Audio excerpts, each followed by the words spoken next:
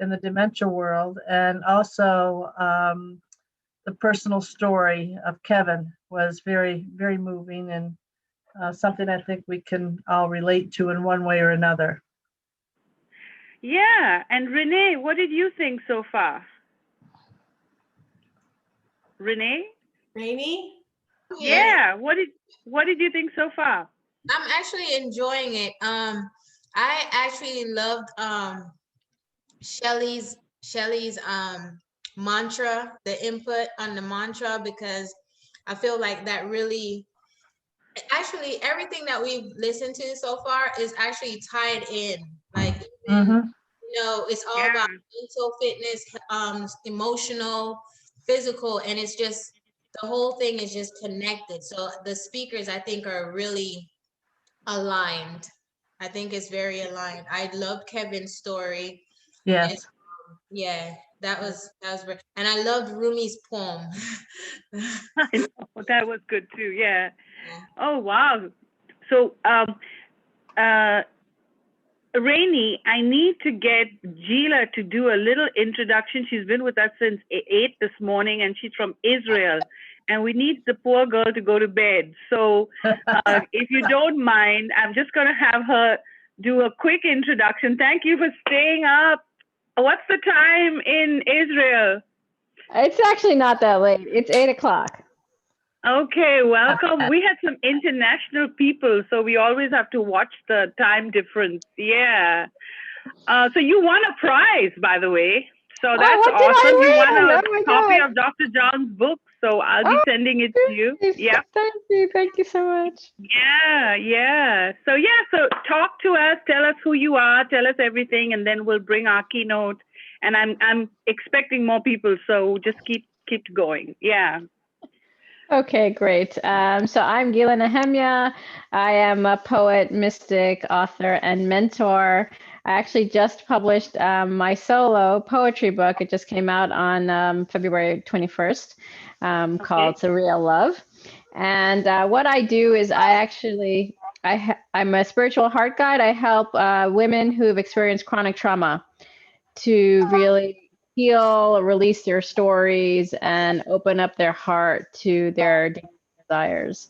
So I've also been involved in a domestic violence situation with my late husband. So that was actually how I came to this spot. Wow, that must have been quite an experience. Yeah. Quite an experience. Well, to you, we're going to be doing a big domestic violence and human trafficking session for our women's conference. So what I'm going to do with you is do one-on-one this weekend, so we can put your video online on demand. So we'll touch base. I can do late nights with you. Yeah. So stay as long as you can. We're so grateful to have you. Thank you. How Thank you is so much. Israel? How is everything there? I think it's similar to the US. We have lockdown also, and right now we're open, but it goes in phases, and so it's a little bit challenging, like it is everywhere else. Okay, so I'm going to let Elton give us a recap of this morning, and then I'm going to introduce you to this wonderful, wonderful keynote that we have for the afternoon session.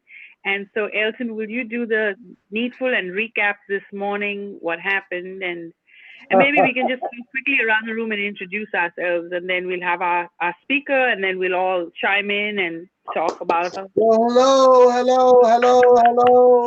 hello. Good to see you all back. And I trust you had a delicious and sumptuous lunch. And so we're now engaging on the second half. What an amazing morning. What an amazing morning. We heard, of course, from Dr. John earlier on, and he was riveting, as I guess a scientist, a doctor scientist can be.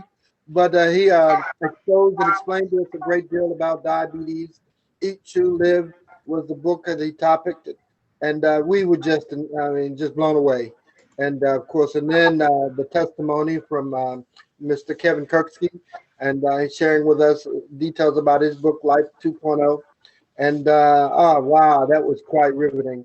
And then we heard from Dr. Shelley Plum, and podiatrist, who talked about her important book, Breakabout, how it's important for you to learn how to bounce back from certain conditions and imbalancing circumstances, and that which is essential for our own therapy. And then we had a couple of visitors from India, and their professionals, and it was and we were just. It's been a great morning, and this afternoon session promises to be even more incredible. And we have some great speakers coming up this afternoon. And I want to thank you all that participated this morning, and those that are joining us this afternoon. You bring an important asset and aspect to this program. Of course, wellness, a health and wellness reset, and part of the purpose and initiatives that we want to share with you for being here is that, of course, we want to be in a mindset of resetting our health, how we feel about our health, what we can do. And, you know, even though doctors and scientists and vaccinists they're trying to help us get our power back. And maybe we feel like we might be slightly overwhelmed because of what we're facing. Part of the purpose of this conference is to let you know that you do, and we're all bound by God's grace, and so we want you to be inspired. And as we opened this morning session, we talked about making the statement, and I want you to do that again with me this morning, and say this with me: something's great's going to happen today. Say it like that. Something great is going to happen today. Come on now, let's get it together. Something great It's going to happen today. Yep, in me, through me, and for me. In me, Through me, and and for for me. me. Absolutely. So this is important that we all are bound by the essential aspect of intentions. You bring a great wealth and our collective unity about these things, but we are on the right precipice to get this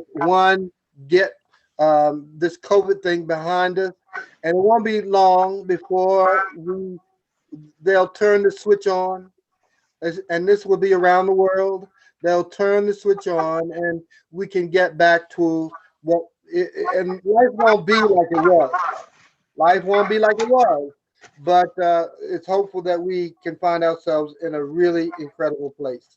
And so with that being said, I want to introduce to you our keynote speaker for this afternoon.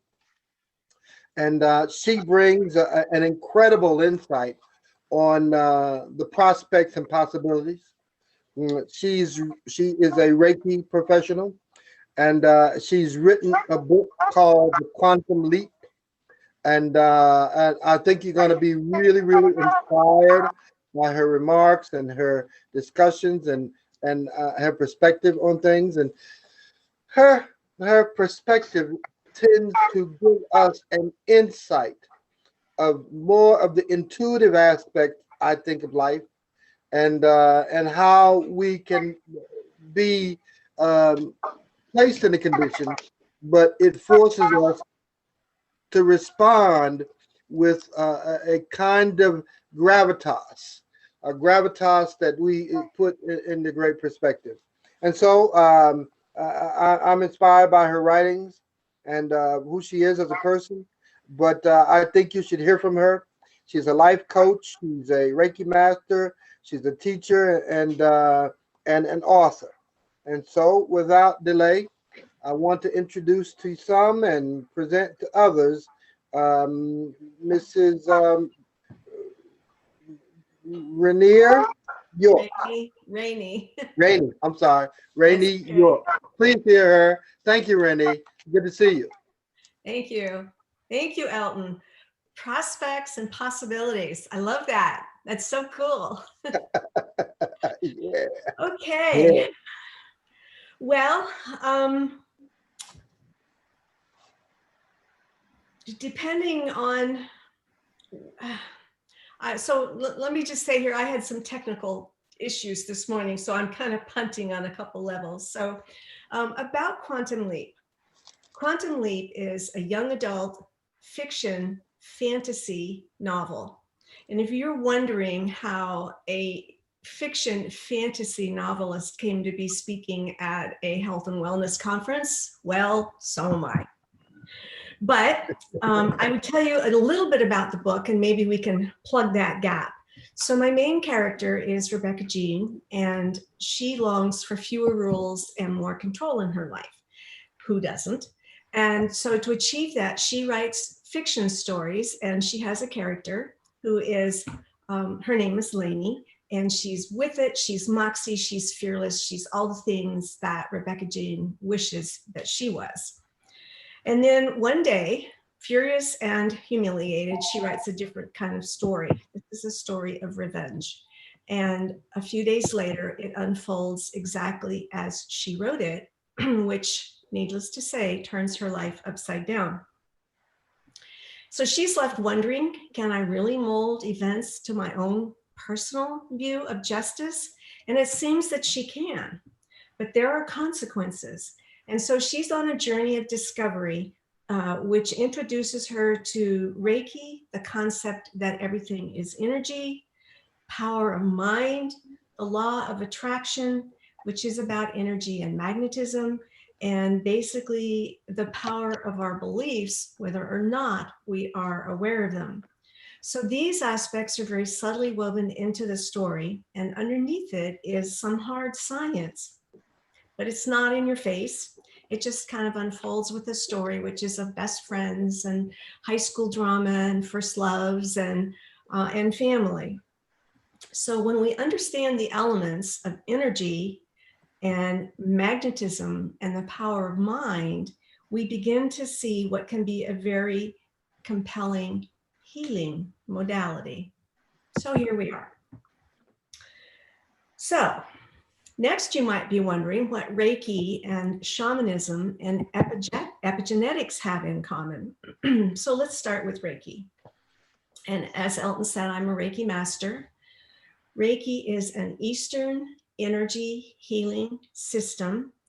It originated in the early 1900s in Japan, at least Usui Reiki did, which is what I'm trained in, although Reiki had been around and was already in Japan.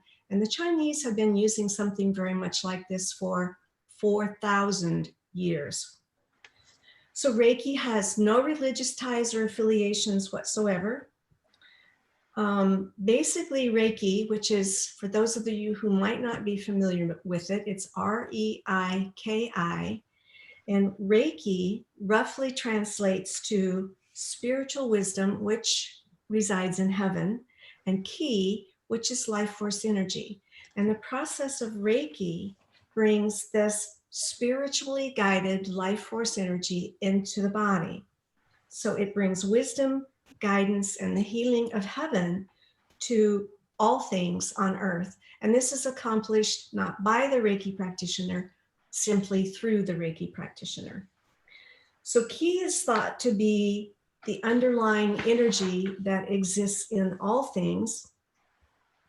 And there's an understanding of life energy or life force energy that is very widespread throughout the world, including both ancient and indigenous cultures. And so in the Japanese, we have Ki, K-I. In Hawaii, you have Ti, or again, Ki. Prana, if you're using Sanskrit. Chi, which we all know from the Chinese. Ka, which is ancient Egyptian. Norse mythology, the Lakota Sea, the Lakota Sioux, the Navajos, the Hopis, the ancient Romans, the Aborigines. Hebrew has a word which means breath of life, and the Welsh and the Druids, and I could go on and on and on. But all of these societies have or have had a word that basically translates as life force energy or consciousness. Oh, and let's not forget the Force. God loved George Lucas and Star Wars.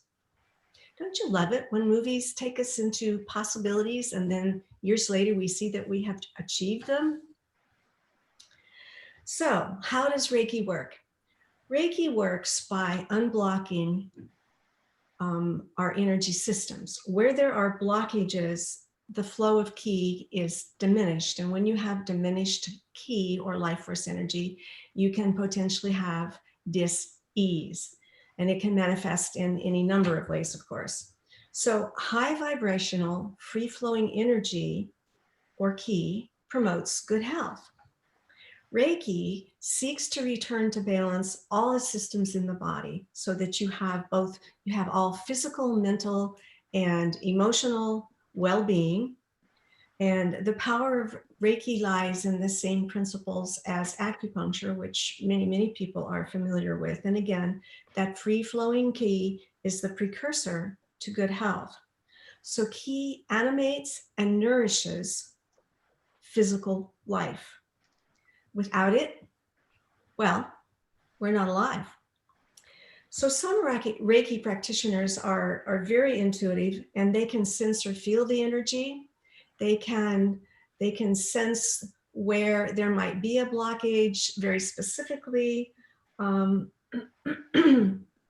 in some area of and it's not just the body, it's also the energy field that surrounds us. But since Reiki includes spiritual wisdom, he will find its way where it needs to go anyway. And for me, this is awesome because I like to just relax and bring on the good juju and let consciousness do its own job. So as Reiki masters, we will clear the energy systems, and that includes the field, as I just mentioned, of blockages, and we focus on the desired result. We don't focus on the disease itself. And actually, we don't want to put energy on something that we want to get rid of. We want to put energy on the thing that will promote health so that that thing, whatever it is, goes away on its own. That may be oversimplified, but basically that's what we're doing. So in that sense, Reiki is very similar to shamanism, which we're going to talk about a little bit later. So embedded in Reiki is the intrinsic intention to heal. That combined with the fact that it is life force energy, which is spiritually guided, means that Reiki can do no harm. So if you're a new Reiki practitioner and you don't know the ropes yet, and you may not remember the symbols, and you've never done much of this before, and you're thinking, oh, I'm going to screw this up, it's going to be awful, relax. You can't screw it up. You can't screw up spiritually guided energy. Okay, so the Reiki practitioner, which I mentioned, is a vessel through which the energy flows. And so it's the client, it's the receiver of the energy who's responsible for the healing. And how well a person heals is based on their belief systems. And we're going to get into a lot of that when we talk about epigenetics. So let's face it, that's not a concept that we've heard a whole lot about in Western society. So we set a calm, sacred place. We invite the energy to flow. And the energy comes down through the crown chakra, into our heart chakra, through the shoulders, down the arms, and into the client via the palm chakras. Yes, we have palm chakras, who knew? And it can be physical touch, or it can be just close to the client. And very often, the practitioner is going to sense or feel the energies. Myself, I feel it. Sometimes I see it in my mind's eye, but it will make my palms get very hot and very tingly, sometimes to the point that it's actually uncomfortable. So Reiki at its least is very relaxing. And we know that in a relaxed state, our body is more open to, well, it gets all the chemicals flowing in the body that are conducive to good health. And at its best, Reiki can be the precursor of miracles. You can do it on yourself, and it's actually a key element of the Reiki practice. And you can do it on animals, and you can do it on anything that is living, cars, situations, like presentations that you have to give. And so I routinely do Reiki on my kitty cats. I had one this morning that I was giving Reiki when she's stressed. She has a tendency to get eye infections, and I'm not sure what she's stressed about right now. She didn't tell me that. In any event, I do routinely offer it, and we offer Reiki. I think especially with animals, because they're so much more intuitive than we are, and they don't carry around the baggage that we do. But we offer Reiki to the recipient, and the recipient will take it or not. It's not our choice, it's their choice. So Reiki can be used on anything that is energy. And oh, by the way, everything is energy. So I love to quote Albert Einstein on this topic. He said, everything is energy, and that's all there is to it. Match the frequency of the reality that you want, and you cannot help but get it. It can be no other way. This is not philosophy. This is physics. End of quote. But rather than talk about Reiki from an intellectual standpoint, I thought I would read a short excerpt to you from the book. And the backstory here is that Rebecca and her best friend, Sam, have learned about Reiki through Rebecca's mom. But there's a horse at the ranch where Sam works, and it's been lame and they can't heal her. She's about to fall. Sam is beside herself that this mare may have to be put down. And so both Sam and Rebecca learn about Reiki. Sam is determined to take it, and she does, but she and Rebecca have not had the opportunity to talk about it yet. And Rebecca's worried that this weird thing is going to come between her and her friend. Rebecca wondered how to bring up the subject of the Reiki. She had no idea. I've hardly seen you all week, she said instead. Yeah, Sam didn't elaborate. She tapped a long nail against her lips. She was frowning. Rebecca's heart skipped. This was bad. Sam? Rebecca's voice was barely audible. No wonder her throat was so tight. Sam looked directly at Rebecca. Her face was serious. She opened her mouth and then closed it. Then she blurted out, "You really have to take Reiki." Rebecca stared at Sam in amazement. Her own mouth dropped open. No sound came out. "It's the only way I can ever talk to you about it," Sam said. "Why?" A flare of anger turned Rebecca's voice cold. "Is there some ritual of secrecy or something?" "No, it's nothing like that." Sam put a hand on Rebecca's arm and scooted her desk closer. "It's just that I can't tell you what it felt like. I mean, I can try." She smiled and her eyes danced. "But you'd need to have been there." "So what did you do?" asked Rebecca. "Nothing all that special, really," said Sam, "at least not at first.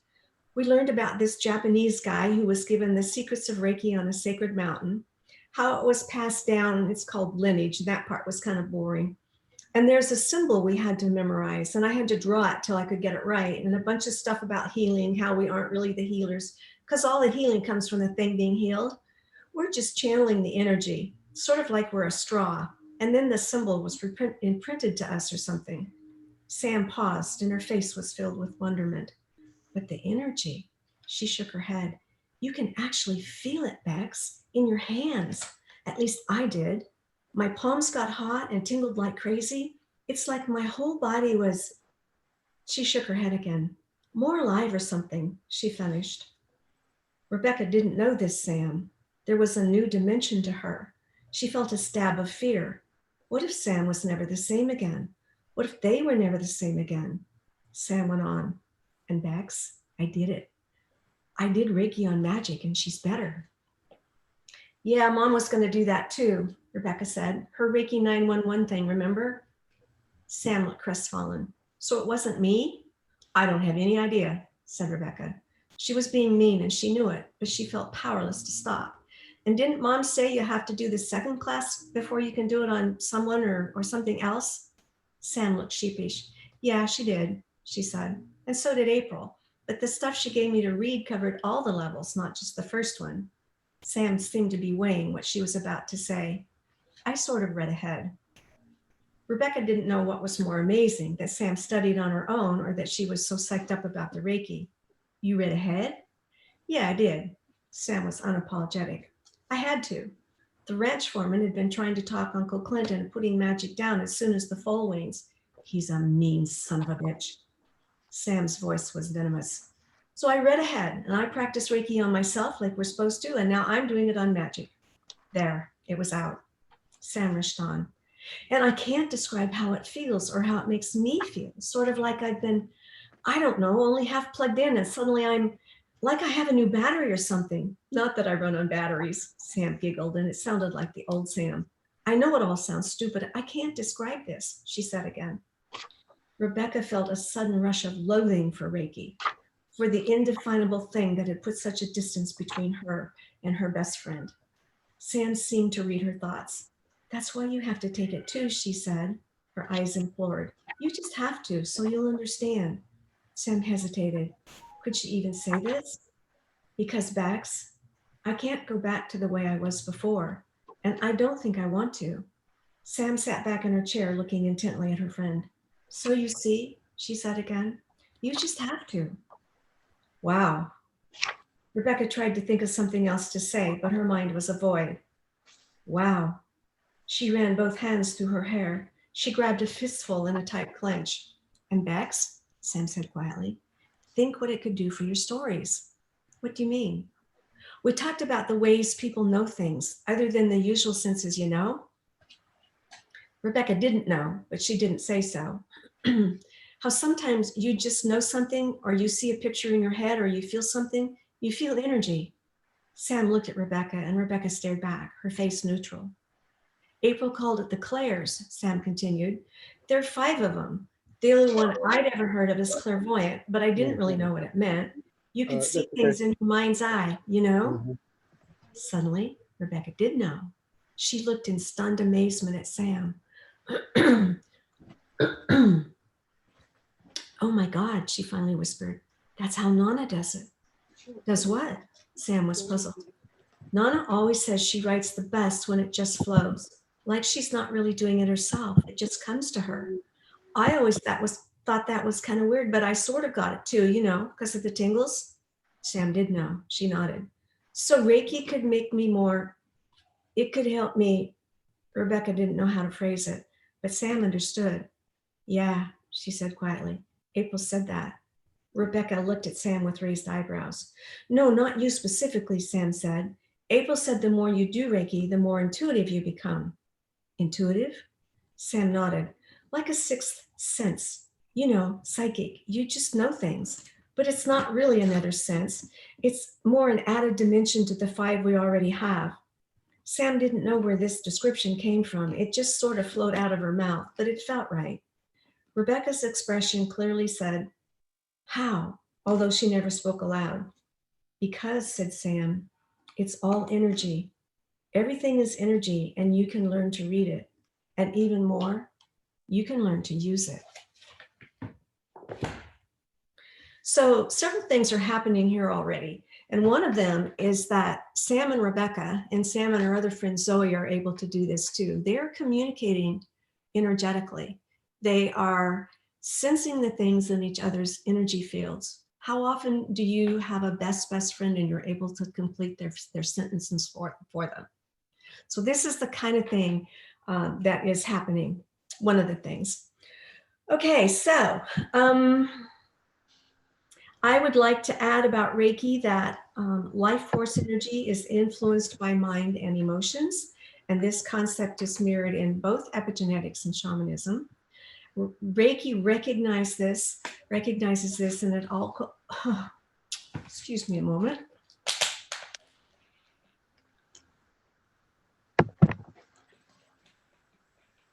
It also recognizes that there is life force energy surrounding the body, and it's referred to as the aura.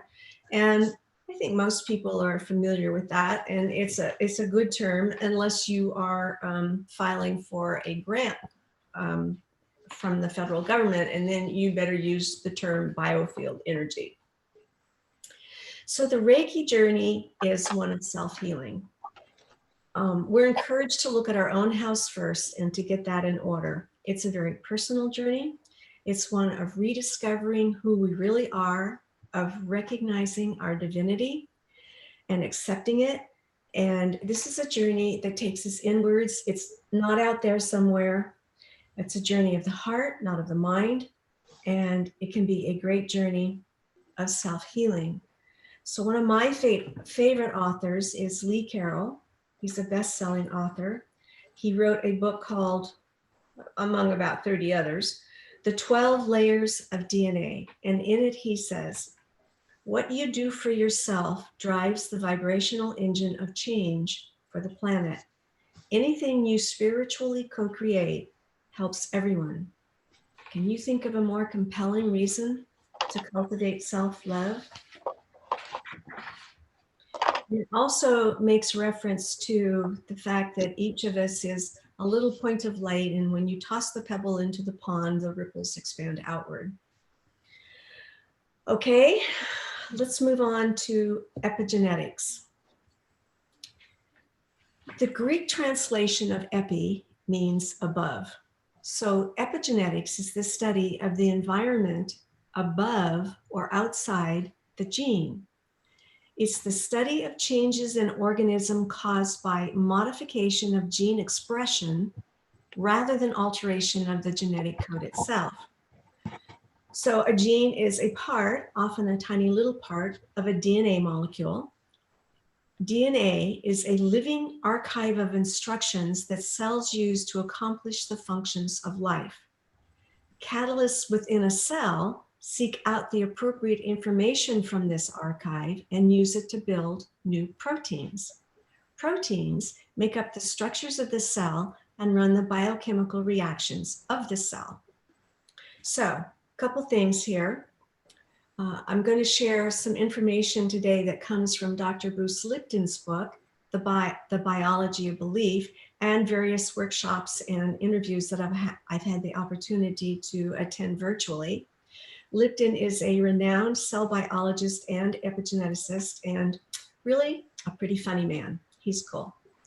And then the second thing here is I'm going to keep this simple. I have to, because I'm not a scientist, but I have read a great deal, and I've attended a lot of workshops and presentations, both virtual and live, where scientists speak to lay people, that's me, and especially where the topic is the overlapping of science and spirituality.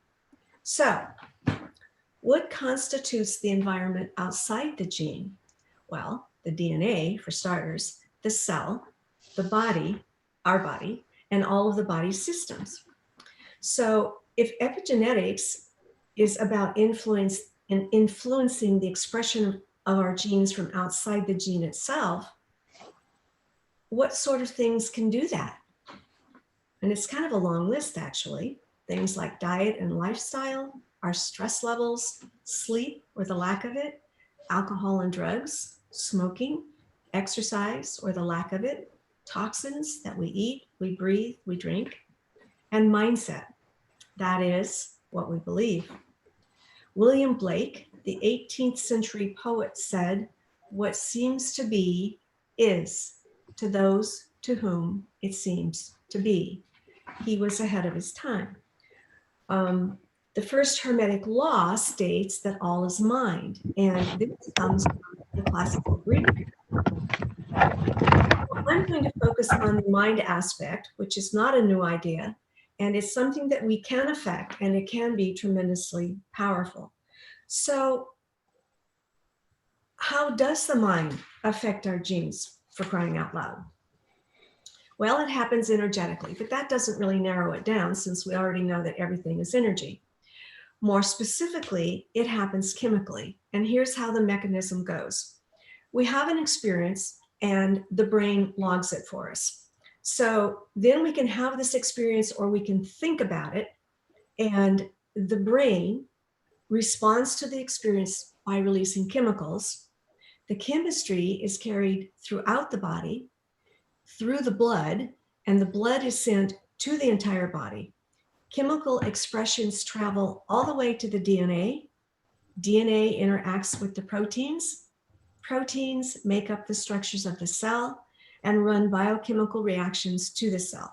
So the bottom line here is you have a thought, and there's an entire process that the body is going to take, following directions and conforming to that thought, positive or negative. So where do our thoughts come from? A high percentage of them come from the subconscious. The brain is following programs, and programs of consciousness, your programs, or the subconscious. Either way, consciousness is running biology, and it can create anything you want. Einstein said that. And it's running a program. But whose program? Is it yours or is it someone else's? Well, how could it be someone else's? How could your brain be running someone else's program? 95% of our brain programs are from the subconscious. Some of this is great, some of it not so much. But the autonomic nervous system is run by the subconscious, and it's good that we don't have to think about digesting our food and our respiration, about our blood clotting if we cut ourselves, about body temperature.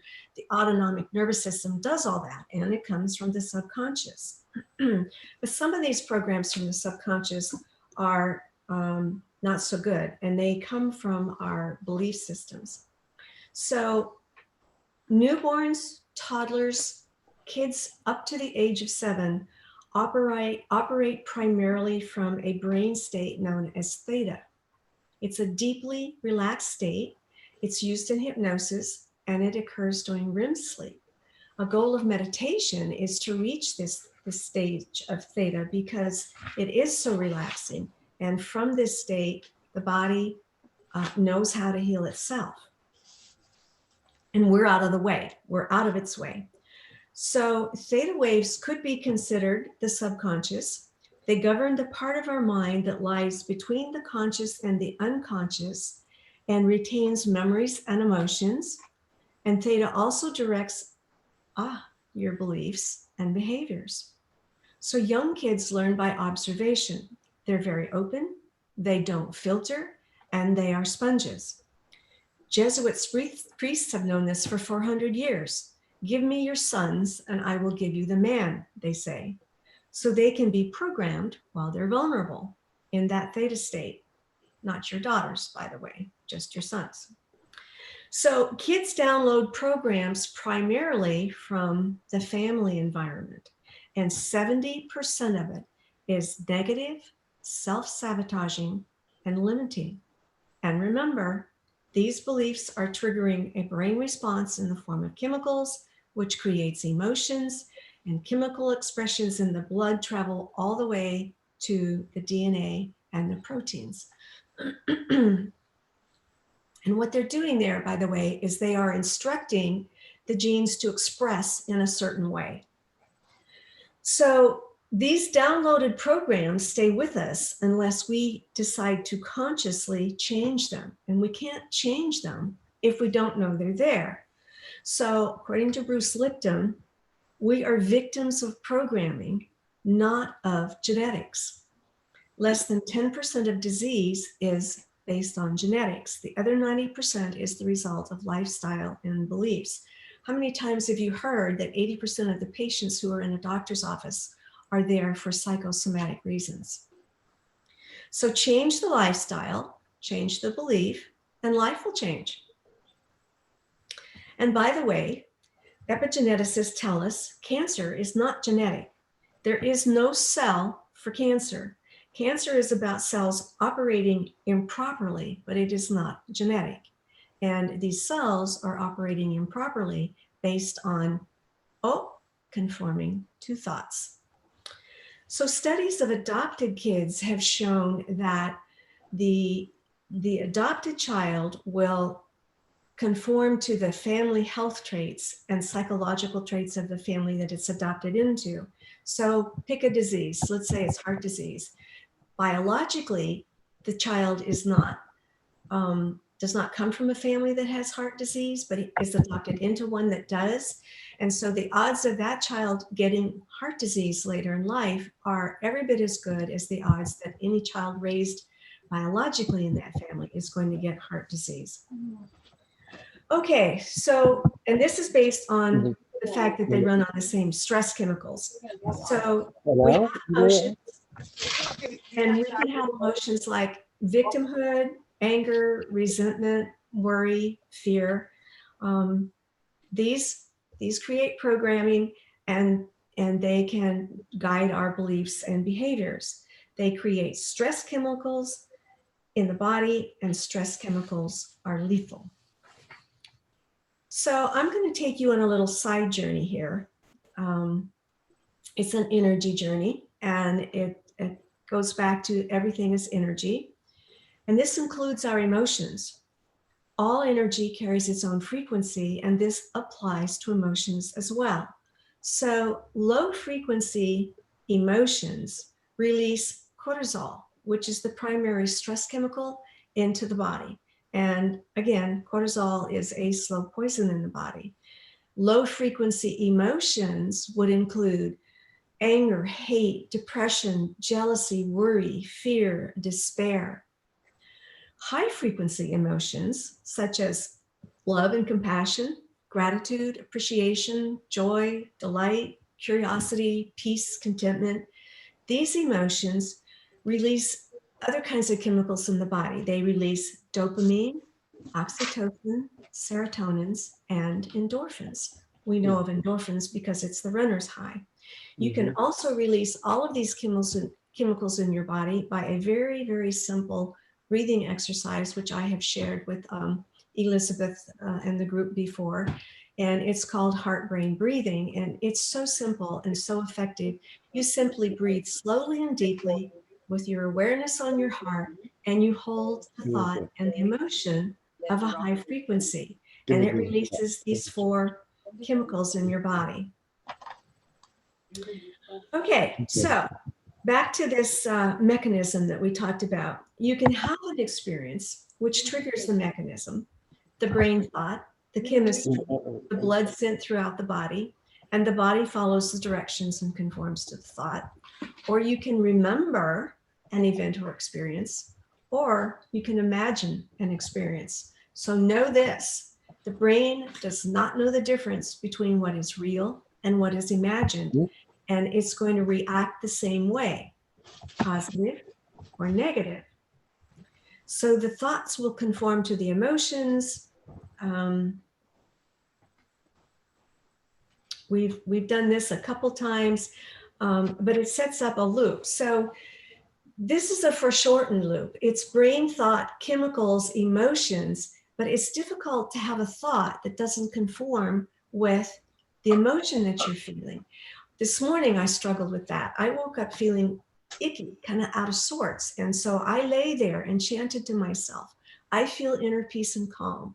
I choose love and compassion. I choose ease. And I felt resistance.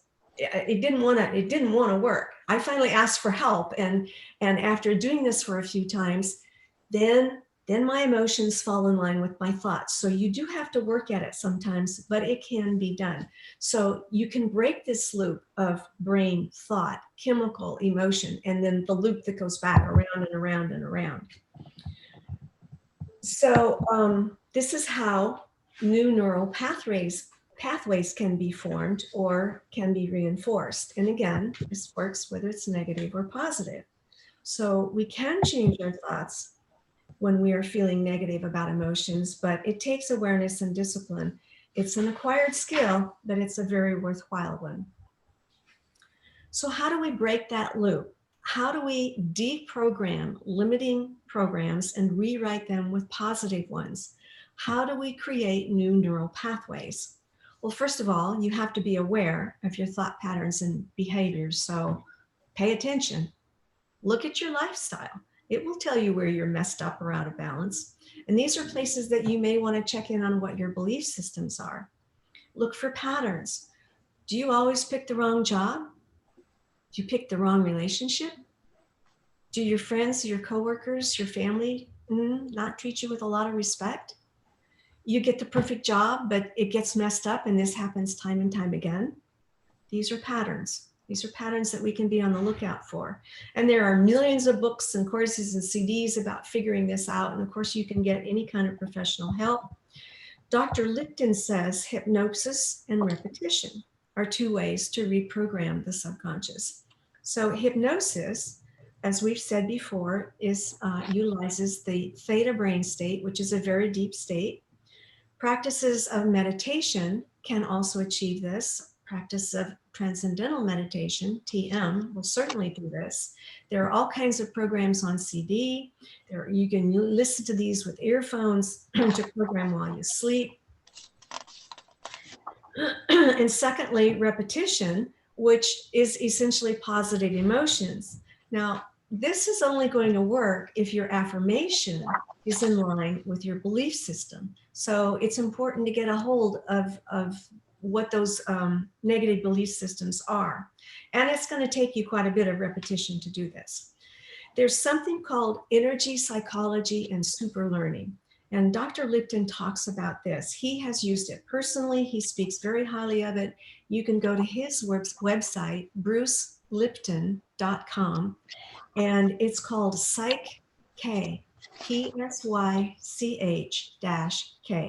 I'm not personally familiar with it, so that's about all I can say of it. You can become supernatural. Oh, wow, that sounds cool. One of my favorite authors is Dr. Joe Dispenza, and he's written quite a number of books. Two of my favorites are Becoming Supernatural and Breaking the Habit of Being Yourself, How to Lose Your Mind So You Can Create a New One.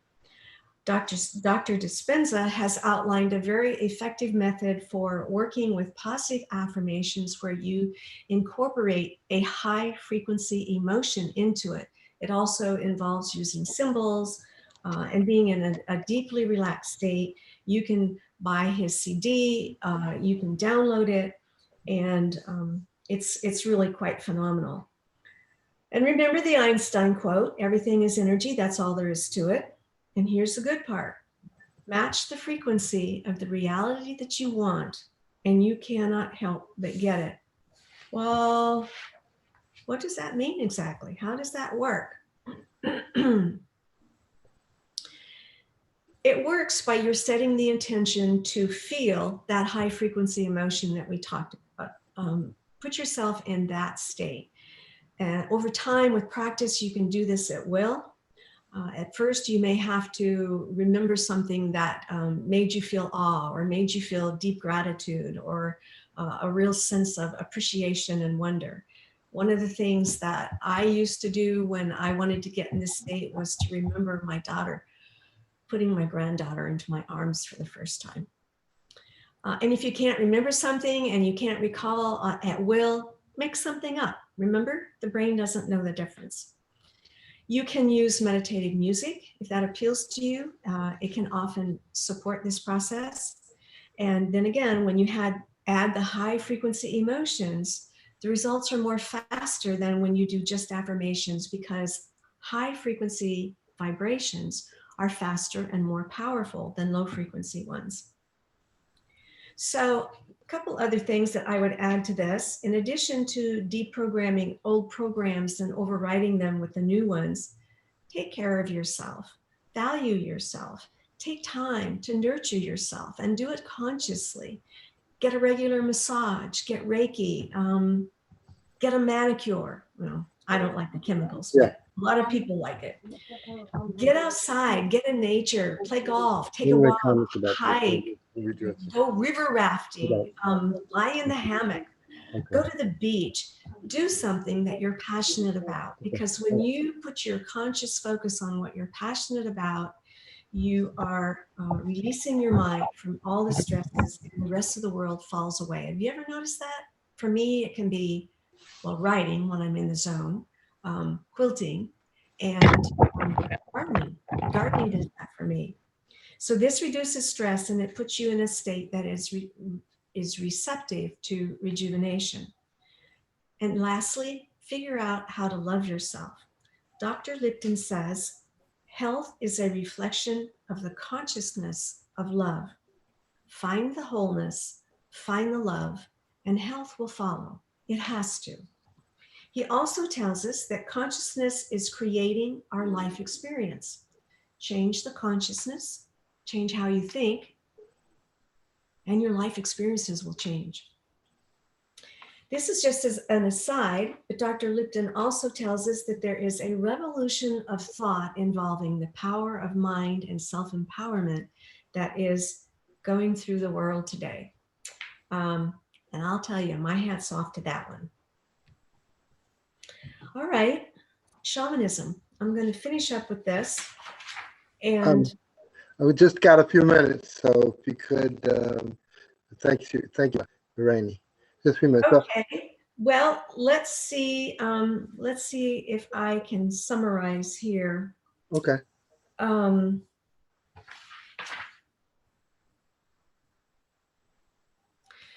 The shamans were probably the first energy healers and scientists on the planet. Shamanism goes back 50,000 years. Initially, it was in the purview of the females who did it. Later on, it became more the men, and now it's both. So we have both medicine men and medicine women. And I'm gonna just hit some highlights here. Shamanism encompasses not only physical healing techniques, but as Reiki does, the mental and emotional and psychological as well. I would say that shamanism is about life wisdom. You know, the shamans were, they looked out and cared for the entire village. They were responsible for its health and the well-being of the villagers. They were responsible for finding food. They were responsible for knowing what the weather was going to do, and when you get into the era where they're planting, when to plant. And they definitely were responsible for communing with spirit and bringing the messages to the village. For shamans, life and death are interwoven everywhere. They see death as the precursor to a new life. You see this in nature. It's merely a doorway to the next level. And one of the goals of the shamanistic way of life is to learn how to be right with nature and to live a good life. Living a good life brings you to a good death. And a good death is one that releases you to the next step. And the shamanistic belief is based on the belief that not that we are a body that has a soul, we are a soul that has taken on a body. And when the body dies, the spirit is released. And so a good death is one where you take you learned your lessons that you came for, and you take them with you. And that releases you from the need to have to come back and do it again. In Western terminology, you would hear this expressed as achieving mastery, for instance. Okay, becoming a shaman is to understand the difference between knowledge and wisdom. In Western cultures, we're rich in knowledge and we're kind of poor in wisdom. Einstein, another quote I love, said, "Logic is a faithful servant. Intuition is a sacred gift." We have created a world, a society that honors the servant and has forgotten the gift. For shamans, knowledge is knowing that H2O is water. Wisdom is knowing how to make it rain. How am I doing, Elton? Do I have time to talk about courageous dreaming? Yeah, we're at the wire, so we gotta go. So, yeah. Okay.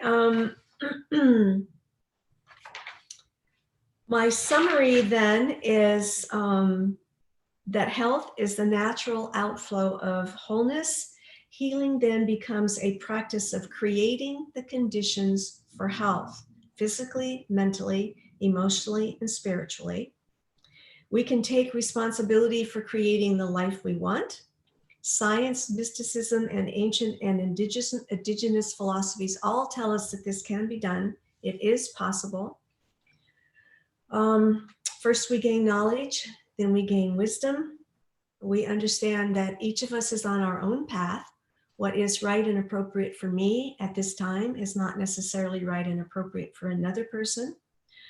We recognize where we are, we honor that, we love ourselves, who we are, as we are, even as we work towards enlightenment. and continue on our path. We dream our own dreams, and may your dreams be healthy and prosperous and delightful. All right. Thank you so much, Rainie, for those comments. I give a round of applause for that. And you asked a question, how you're here, and you said it yourself. I mean, we're headed toward a state of health and a state of being and a state of sharing and expressing love, showing love, and there are many elements. Our bodies, our physical selves, our spiritual selves, to coin it a particular way. I don't know if you know this organization. They're called the Brave Well Initiative. They're a health and physical well-being organization. And at the core of their perspective on health and healing, they included spirituality. Absolutely. Or your relationship with the God, with Absolutely. God, Yes. which is essential. Now, the World Health Organization just shifted that, and they have removed your relationship with God from the core, which I do not agree with, because whenever you pray or whenever you speak to God, that's a part of your healing. That's a part of your balance, your unity, your state of self. And, I think that's where it originates, Elton. Yeah, that's the very, very core of it. And without that, we're lost. And when we share, show, and relate to each other, those relationships add value to the higher rest. When someone loves you, or they care about you, or they're concerned about you, or they speak encouraging words to you, that's a state of healing. That's a state of bringing you into balance. Absolutely. And so it's essential to the life we live. It's essential to the life we live. And for people that don't have love or aren't able to show it, and that's why we have to come into a place that gives us benefit like that, gives us benefit. I think one of our biggest challenges right now, where things are in the world, and the shamans would say that the dream, this collective dream that is the consensus, if you will, out there now, is a nightmare. One of the things that we need to remember is that when we are coming from our God connection, and when we are coming from love and compassion, we are a point of light on the planet, and we are a pebble that is expanding ripples into the pond, and it's incredibly powerful. It's unstoppable, but we have to remember to hold that space ourselves. Sure. I think it's also essential too, though, that we are open to people, conditions. I remember I was in Singapore once, and I had a conference to go to, and I was feeling these blockages. I mean, there's blockages in my system and body, and I said to myself, I didn't even tell Claire. So I said, well, and I'm walking down the street, and I went, and there was a little a herbalist. There was an herbalist store, and this guy had every herb you could probably think of. And some you wouldn't. I talked to him, and I told him, listen, man, I'm feeling pressure, feeling uncomfortable, feeling stress. And he said to me, so well, tell me, how long have you been doing? And he went back to his little laboratory, and he put these a series of herbs in a jar. And he said to drink this 3 times a day, before and after meal. Now, these were just herbs, and he mixed it together, and I drank it. Within 20 minutes, what was going on for almost a week vanished. Wow. So, but the point that I'm saying is that we have to find ourselves in a state of openness, a state of seeking balance in every way. And while the traditional medicine, traditional faith may be a little foreign to us, but it's important to listen. And in the listening, we'll find ways and roads to balance. And that's what I think this life is all about: balance, reaching out to people, listening to them, hearing them, because God got a course for us, and he's helping us find our way as long as we're open to listening, understanding, and finding where he wants us to be, and the truth that we can share with other people. Like this was quite fascinating. This whole session was quite fascinating, and some of it sounded a little. I mean, I'm gonna be honest. My father was a Protestant minister. I'm a Protestant faith minister, and so finding the course that's right for us, that we can share, show, and be open to other people to find our power. And so that's amazing. That's amazing. Great job, Rainie. I'm sorry. Are there any questions? I mean, I just have a couple of minutes of questions. If people have questions, any questions?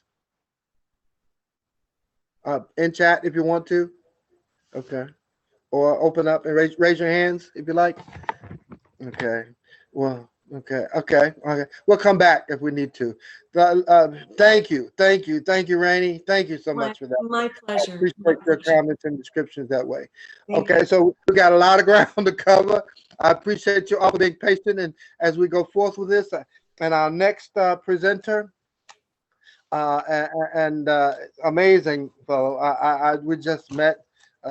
Rick. Rick is a publisher. He's a speaker producer, and he's a book guy. He's the book guy. You got a book on your mind. You want to get out there. You talk to Rick about it. He'll see to it. I found him to be just an amazing idea guy. And how when we come to a point where you have to twist an idea on its heels to get a different direction away, then talk to Rick. He'll tell you how to do it. So with that, Rick, talk to us, share with us your insights for being here. Welcome. I thank you for inviting me to this conference, and Rainie, that really was wonderful. I really was appreciative and inspired. I didn't know that much about Reiki. I have heard of it and have had some authors write about it, but not in great depth. But I actually would like to, as Elton said, I'm a publisher, I'm a writer, I'm a ghostwriter. I help people publish books. And one of the authors I'm working with is here with us right now, and that is Lauren Schneider. And I'm about to publish Lauren's book called Therapy. And before I speak about how to publish a book, I would like to introduce Lauren and ask her if she's interested, if you would like to say a few words about your book, because it sort of corresponds with some of what Rainie was saying about energy. And Lauren has a unique approach to psychotherapy, spiritual psychotherapy, which